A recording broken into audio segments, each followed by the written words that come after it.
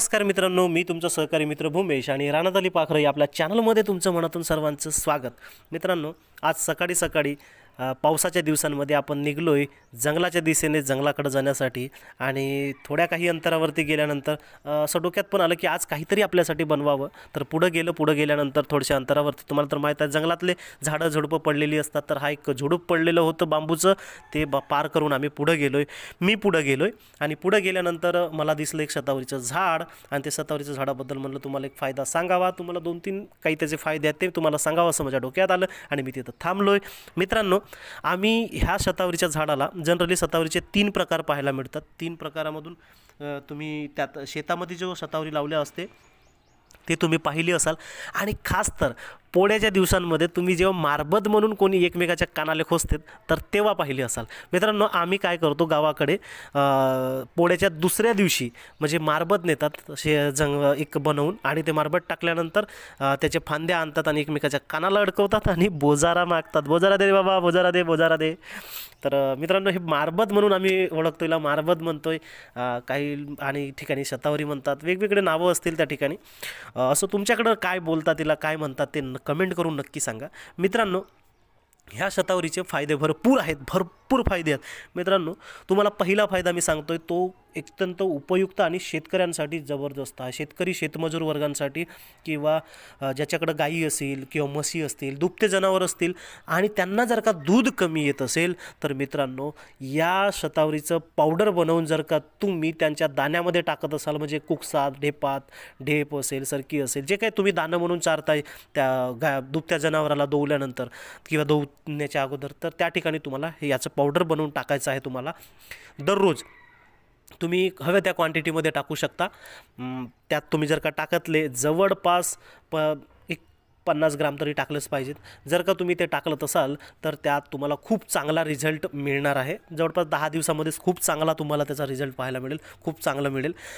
त्यानंतर तुम्ही जर का पावडर मात्र दुकानातून खरेदी केलेलं पावडर नाही, ते आर्टिफिशियल पद्धतीने बनवले असते, म्हणजे त्याच्यात साखर वगैरे मिक्स टाकली असते, ते माणसांसाठी खायसाठी असते, पण ते नाही, कारण त्याच्यात साखर असते, आपण ते प्रेफर करत ते सांगतसुद्धा नाही। त्यासाठी तुम्ही हे जंगलातून म्हणजे तुम्ही जड्या आणल्या त्याच्या पावडर बनवलेत ना, ते जर का जनावरांना दिले खायला तर अत्यंत उपयुक्त तुम्हाला फायदा मिळणार आहे जनावरांच्या दूध वाढवण्यासाठी। मित्रांनो, परत समजा आपण काय करतोय की शेतावरती जेव्हा काम करतोय, दुसरा फायदा सांगतोय तुम्हाला, शेतावरती जेव्हा काम करतोय तर कधी धानाची सळ लागते डोळ्याला, कधी धूळ जाते डोळ्यामध्ये, कधी तणीस टाकताना, कधी धूळ माती कोतं काही ना काहीतरी डोळ्यात जात असते। त्यावेळेला जर का तुम्हाला हा जर का त्रास होत असेल कुठला डोळ्याचा, असं वाटत असेल का नजर कमी होत आहे, तर त्यावेळेला सुद्धा ह्याच शतावरीचे म्हणजे जंगली शतावरीचे पावडर तुम्ही जर का खात असाल कोमट पाण्यामध्ये, तर निश्चितच तुम्हाला 15 ते 20 दिवसामध्ये एकदम बेस्ट रिझल्ट पाहायला मिळेल। त्यासोबतच मित्रांनो, जे पावडर आहे ते पावडर बनवून खाताना तुम्ही काय करू शकता की तुमच्याकडे दूध नसेल तर तुम्ही कोमट पाण्यामध्ये मिक्स करून उपाशीपोटी ते घेऊ शकता। त्यासोबतच दुसरा एक उपाय सांगतो मित्रांनो डोळ्यांसाठी, तुम्ही जर का सकाळी ब्रश केल्यानंतर जेव्हा गुळली करताय किंवा तोंड धुताय त्यावेळेला तोंडामध्ये असं गच्च भरून पाणी आणि पाण्याचे सटके, थंड्या पाण्याचे सटके जर का तुम्ही डोळे उघडे करून मारलेत तर खूप चांगला रिझल्ट मिळते। याचा सविस्तर व्हिडिओ आपल्या चॅनलवरती सुद्धा टाकलेला आहे, ते तुम्ही पाहू शकता चॅनलवरती जाऊन। त्यानंतर मित्रांनो, तिसरा फायदा असा, बऱ्याच वेळा काय होते की आपल्या शेतकरी शेतमजूर लोकांचे जे पोरं असतात, कधी कधी जर का कोणती कमजोर असलं किंवा कमी शरीरयष्टीचं असलं तर त्यावेळेला सुद्धा खूप चांगलं फायदेशीर हा एक याचा पावडर ठरू शकते।